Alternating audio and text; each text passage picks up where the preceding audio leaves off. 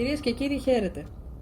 Προβληματισμό μου γέννησε το γεγονός ότι η καλή μας η κυβέρνηση θέλει να φέρει και άλλους μετανάστες. Είναι σχέδιο χρόνων και με αυτό υποτίθεται θα λύσουμε το δημογραφικό, τα προβλήματα με τα εργατικά χέρια που δεν έχουμε και διάφορα άλλα θέματα που αφορούν τη χώρα μας. Και σήμερα ήθελα να θίξω με παράδειγμα μια χώρα που είχε πάρα πολύ μεγάλη προσέλευση μεταναστών και πολλή ελευθερία ως προς το πώς μπορούν να κινηθούν όλοι αυτοί οι άνθρωποι, που αυτή την τάση έχουμε κι εμείς, έτσι, ως χώρα.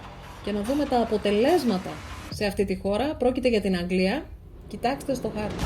Σήμερα στην Αγγλία, ο δήμαρχος του Λονδίνου, ο δήμαρχος του Μπέρμιγχαμ, του Λίντς, του Μπλάκμπερν, του Σέφιλντ, της Οξφόρδης, του Λούτον, του Όλνταμ, του Ρότσντεϊλ, όλοι αυτοί οι δήμαρχοι είναι μουσουλμάνοι. Αυτά τα πέτυχαν μόνο 4 εκατομμύρια μουσουλμάνοι σε σύνολο 66 εκατομμυρίων ανθρώπων στην Αγγλία. Σήμερα υπάρχουν πάνω από 3.000 τζαμιά πλέον στην Αγγλία, περισσότερα από 50 συμβούλια της Σαρία και περισσότερα από 130 παρακαλώ δικαστήρια της Σαρία.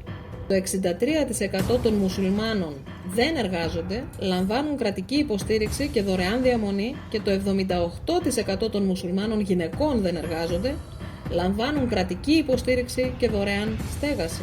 Επιπλέον, μουσουλμανικές οικογένειες που υποστηρίζονται από το κράτος με μέσο όρο 6 έως 8 παιδιά λαμβάνουν δωρεάν διαμονή. Σήμερα κάθε σχολείο στο Ηνωμένο Βασίλειο υποχρεούται να διδάξει μαθήματα για το Ισλάμ.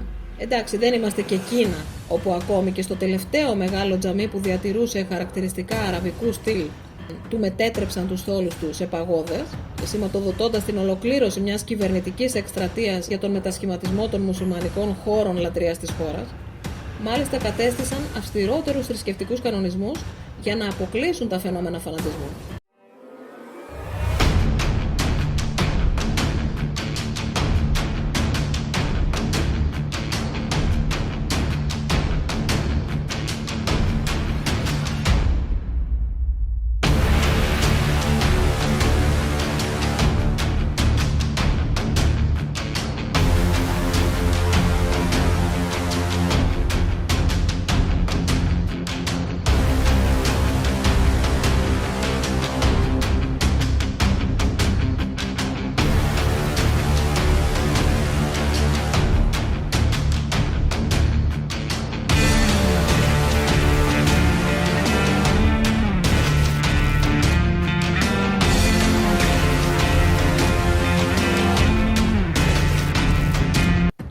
Αλλά σε αυτή τη δημοκρατική χώρα τη δική μας έχει δοθεί ποτέ σε κανέναν η ευκαιρία να ψηφίσει και να αποφασίσει για όλα αυτά?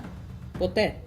Υπήρξε ένα σκάνδαλο, λεγόταν Δούριος Ύπος, στην πόλη Μπέρμιγχαμ, όπου στο πιο κεντρικό σημείο του Μπέρμιγχαμ, στο Small Heath, όπου πάνω από το 95% είναι μουσουλμάνοι, εκεί επειδή υπήρχαν πάρα πολλοί μουσουλμάνοι στα σχολεία, εισχώρησαν μέσα στα σχολεία εξτρεμιστικά μουσουλμανικά στοιχεία, πέτυχαν να γίνουν διευθυντές σχολείων και είχαν υποστενή επιτήρηση τους υπόλοιπους δασκάλους, τα παιδιά τα χωρίζανε σε αγόρια και κορίτσια, εφαρμόζονταν ο νόμος της Σαρία μέσα στο σχολείο, μάλιστα προσέλαβαν detectives και είχαν υποστενή επιτήρηση και τους δασκάλους και τα παιδιά, αν υπήρχε παράδειγμα μεταξύ τους κάποιο φλερτ, και αυτά όλα πληρωνόταν με τα χρήματα του βρετανικού λαού.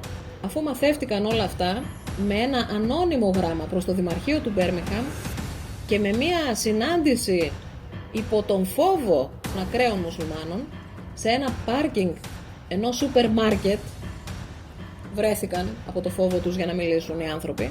Η Βρετανική κυβέρνηση τότε, το 2014 συνέβη αυτό, αποφάσισε ότι θα προσπαθήσει να στηρίξει τις ηθικές αξίες της Αγγλίας σε όλα τα σχολεία.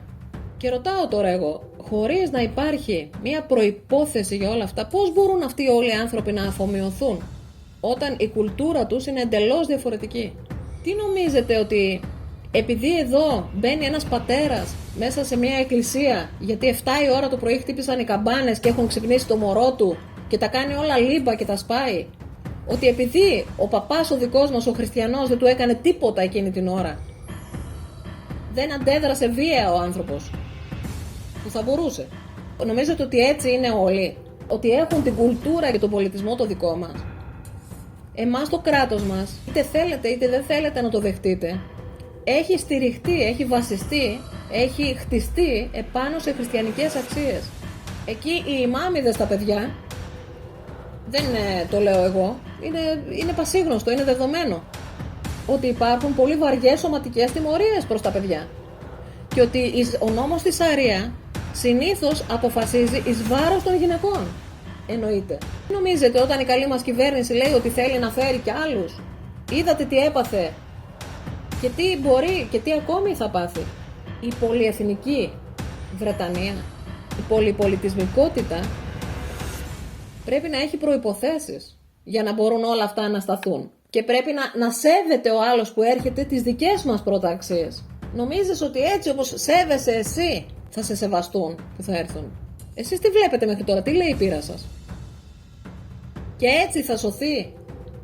Γιατί ακούω από πολλούς ότι δεν έχουμε υπογεννητικότητα. Θα σωθούν οι Έλληνες, θα σωθεί η Ελλάδα. Ποια Ελλάδα θα σωθεί, ρε παιδιά? Είστε νοήμονες άνθρωποι και αντιλαμβάνεστε. Μόνο η επιστροφή στον Χριστό μπορεί να σώσει πραγματικά την Ελλάδα.